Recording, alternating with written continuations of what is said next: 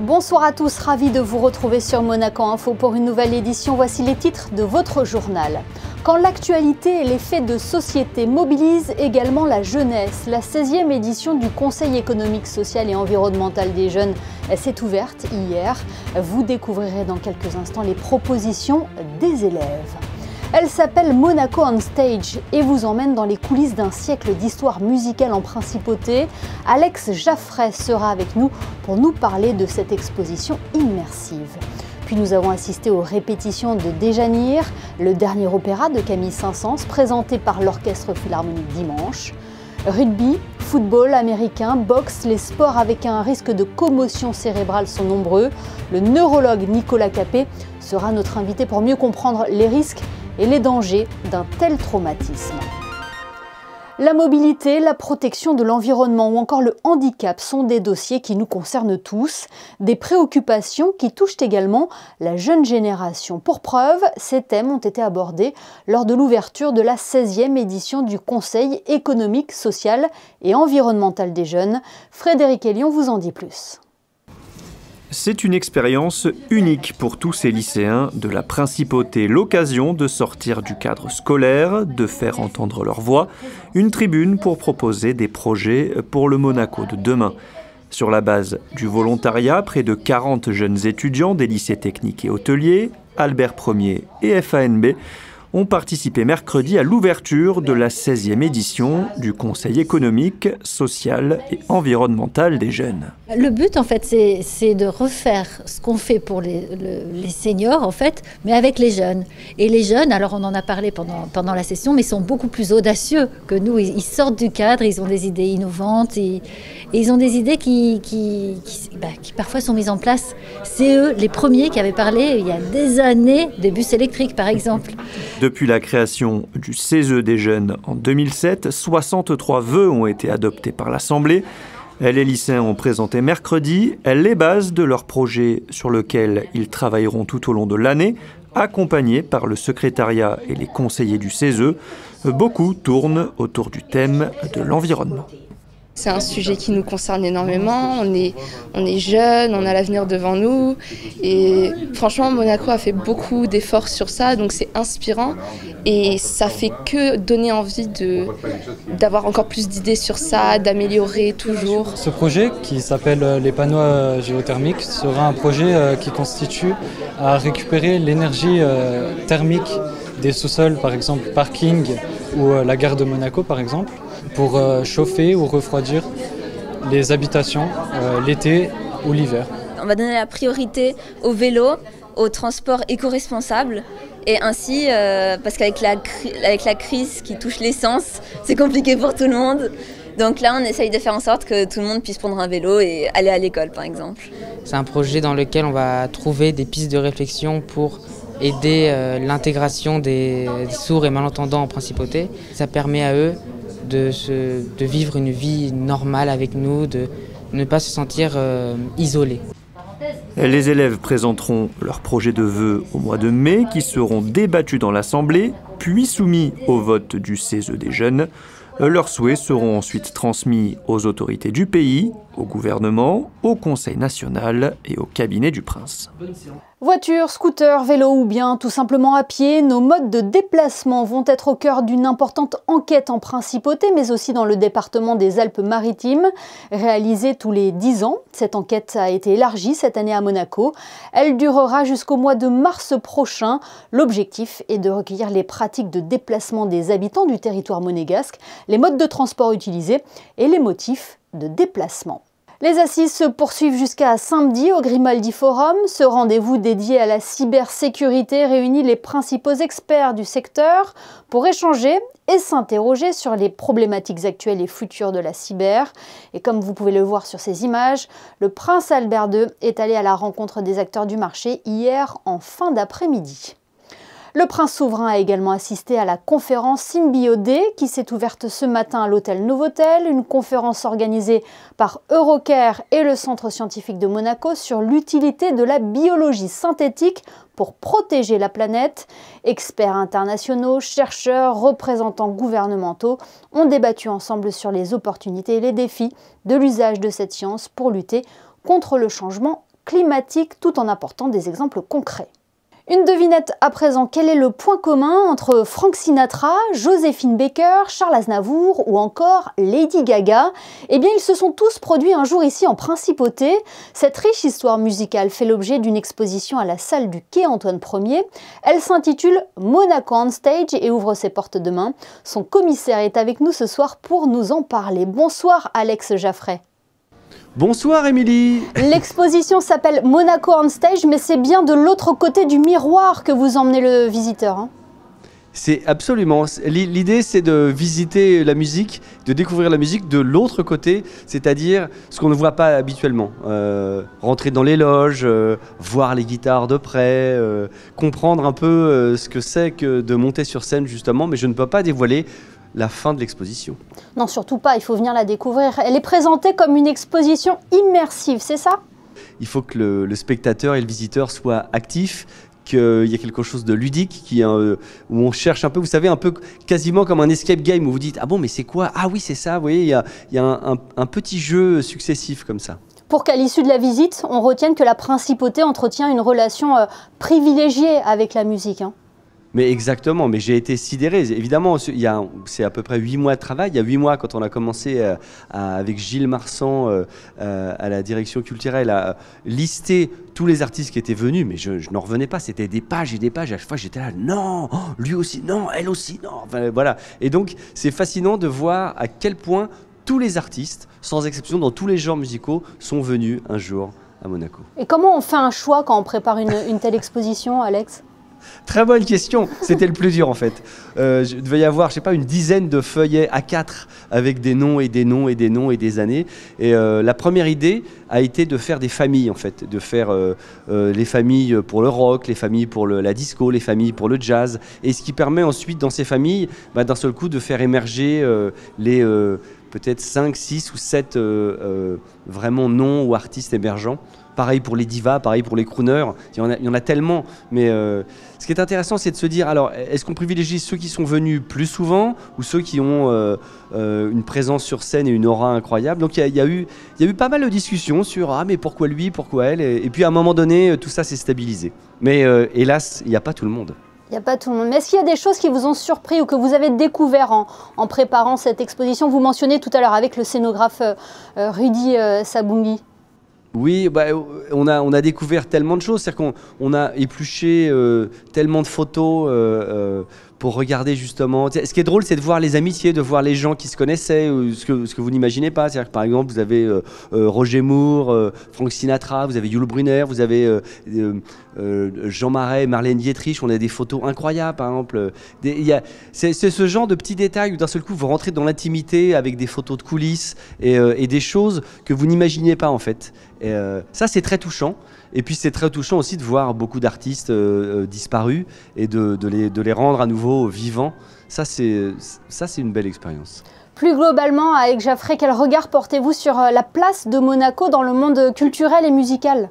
Je pense qu'il y a beaucoup d'artistes qui ont dû essayer des choses. Je pense qu'il y a des artistes qui sont venus lors de tournées avec quelque chose qui fonctionnait déjà, mais on voit aussi, par exemple, on voit Frank Sinatra qui porte Sammy Davis Jr. dans ses bras parce que Sammy Davis Jr. ne voulait pas quitter la scène et ils jouaient à deux et qu'à un moment donné, Sinatra a dit c'est bon et qu'il rentre sur scène et qu'il porte Sammy Davis Jr. Je trouve ça très drôle. Je pense qu'il s'est passé des choses inédites et je me dis, voilà, 8 mois plus tard, j'ai changé d'avis sur la place de Monaco au sein de la musique et au sein de la culture.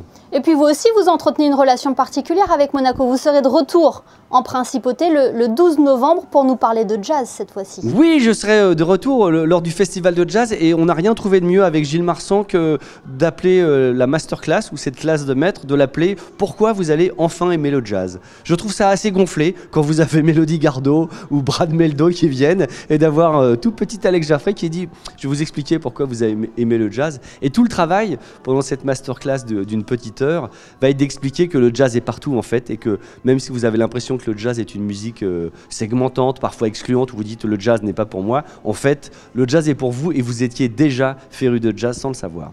En attendant, on le rappelle, Monaco on Stage est à découvrir à la salle du Quai Antoine Ier. Merci beaucoup de nous avoir fait le plaisir d'être avec nous ce soir sur Monaco Info, Alex Jaffray.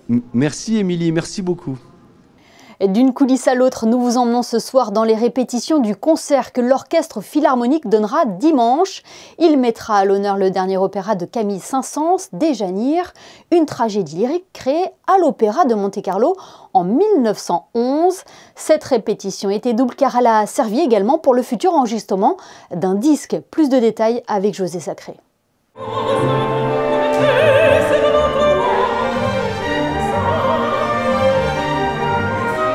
Séance de répétition à l'Auditorium Régnier 3 pour l'enregistrement du dernier opéra de Camille Saint-Saëns, Déjanire, qui sera présenté au public dimanche 16 octobre en version concert dans le cadre de la commémoration Albert Ier.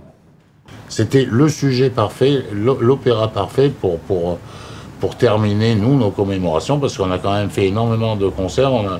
Si vous voulez, on avait une telle richesse de matériel sous l'égide du prince Albert Ier, que ça a été un véritable bonheur. On pourrait continuer pour 2 ans. On avait suffisamment de matériel pour faire des programmes très intéressants. Je suis ravi qu'on ait pu mettre ce projet à bien et en plus de pouvoir faire un enregistrement qui nous laissera un souvenir impérissable de cet événement.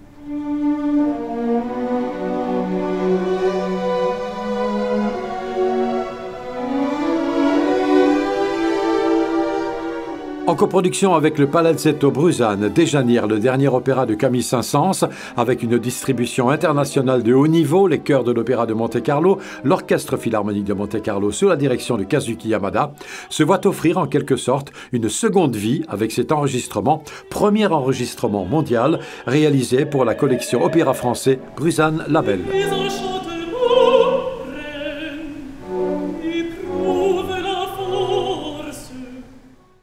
L'opéra Déjanire de Camille Saint-Saëns est donc à découvrir ce dimanche à 18 h à l'Auditorium Régnier 3.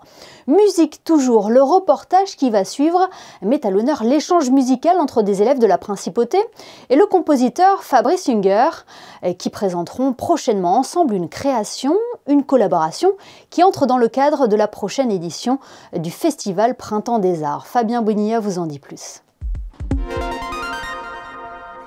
3 classes sont impliquées dans ce projet. 2 classes de CM2 de l'école Saint-Charles et des Révoirs, ainsi que la classe de 6e, ici sur ces images de l'institution FANB. Ils sont 24 élèves aujourd'hui à découvrir ce qui les attend.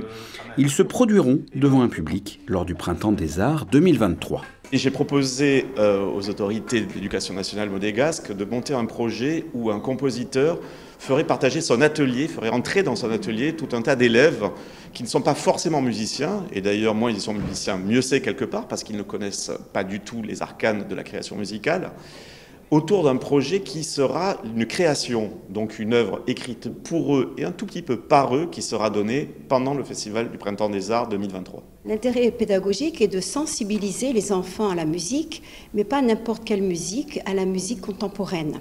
Donc on s'adresse à des enfants qui ne sont pas forcément des musiciens, qui ne connaissent pas vraiment la musique, mais qui peuvent, suite à cette création, avoir envie de jouer un instrument. L'interprète, compositeur et pédagogue Fabrice Junger prépare une partition adaptée à ces jeunes et un peu comme dans Le Petit Prince de Saint-Exupéry, les 2 entités s'apprivoisent. Ces élèves découvrent ce qu'ils devront faire et Fabrice Junger étudie leur potentiel. Certains sont musiciens, d'autres n'ont pas forcément de pratique. Et donc l'idée, c'est vraiment de faire une musique jouable par tout le monde, basée sur des gestes sonores simples mais riches en même temps, et de jouer entre les spatialisations. C'est vraiment un projet presque aussi social autant que musical.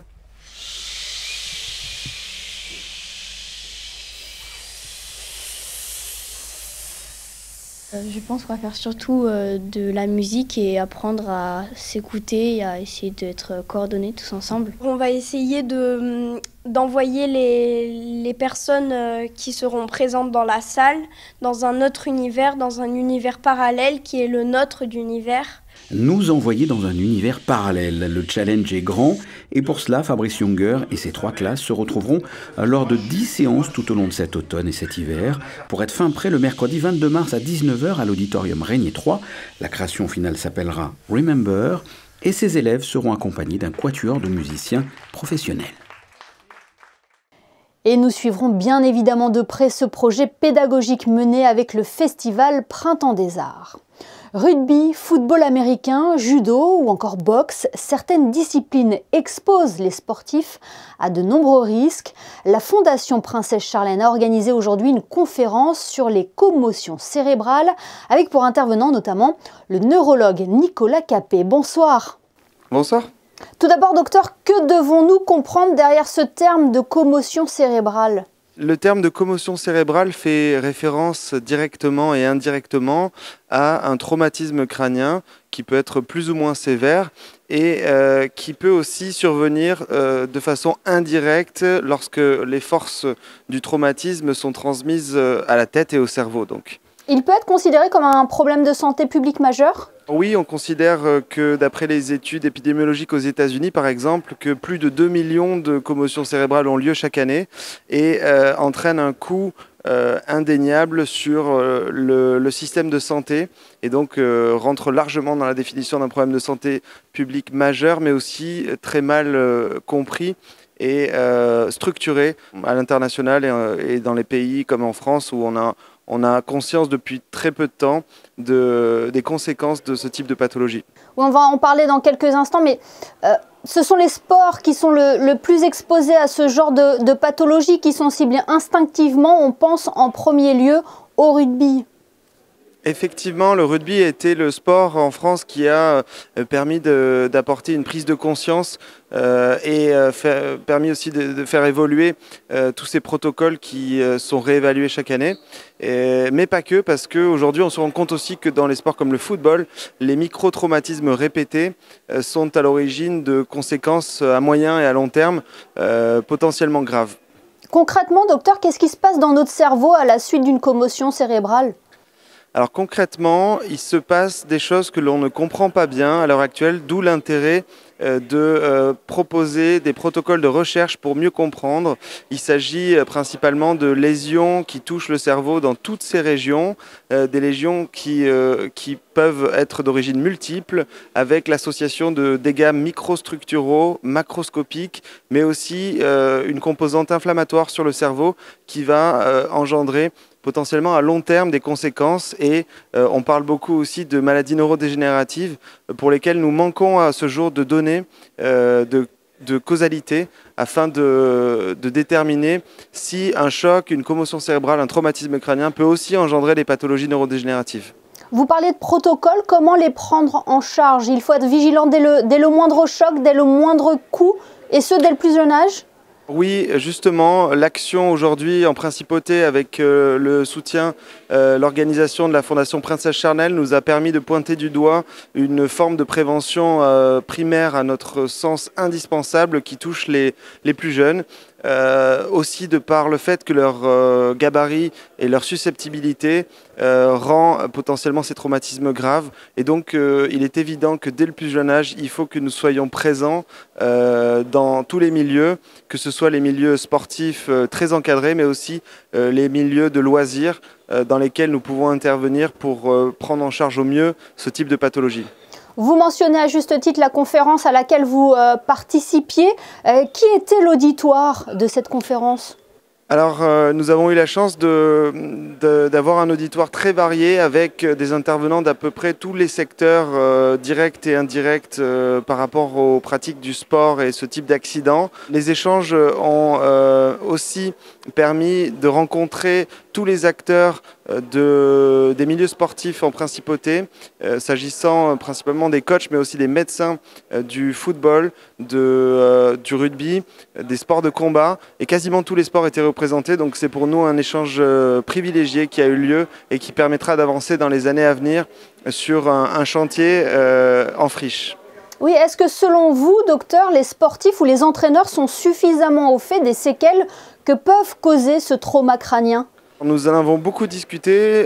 Nous sommes en principauté en mesure de répondre à une exigence maximale qu'impliquent ces traumatismes crâniens.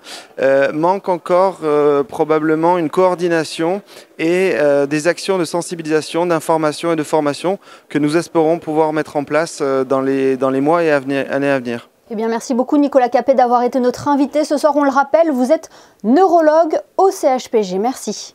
Un grand merci, au revoir. Un mot à présent sur cet artiste à la créativité sans limite et qui explore tous les supports. Eiko Saxo expose à l'Espace 22 jusqu'au 26 octobre. Il y présente sa collection Golden Arts Never Die, des œuvres d'art en diamant, des montres de sport automobile et des sculptures fabriquées à partir de pièces de Porsche ou de Ferrari. Rejoignons à présent Frédéric Elion pour vos prévisions météo. Quelle est la tendance pour la journée de demain, Frédéric ? Toujours du beau temps, Émilie, le soleil brillera toute la journée malgré quelques passages nuageux, notamment le matin. Le vent soufflera modérément du matin au soir. Côté thermomètre, les températures seront comprises entre 15 et 21 degrés. Vendredi 14 octobre, ce sera à la Saint-Just. Merci Frédéric et merci à vous de nous être fidèles chaque soir sur Monaco Info. L'information continue sur nos réseaux sociaux. Avant de vous retrouver demain à 19 h pour une nouvelle édition, on se quitte en images avec les photos de Manuel Vitali qui a souhaité mettre en valeur ce soir les produits de saison. Excellente soirée à tous sur notre antenne.